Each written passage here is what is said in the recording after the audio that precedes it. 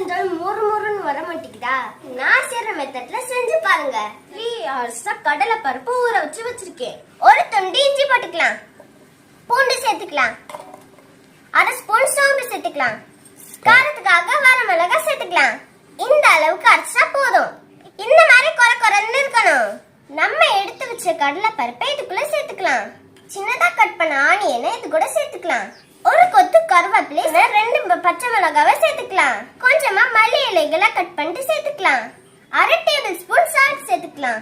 நல்லா இது எல்லாத்தையும் அழுத்தி அழுத்தி பிசைஞ்சுக்கோங்க. வடை எல்லாத்தையும் இந்த மாதிரி தட்டி எடுத்துக்கோங்க. ஒரு கடாயை அடுப்புல வச்சுட்டு ஆயில் ஊத்திக்கலாம்.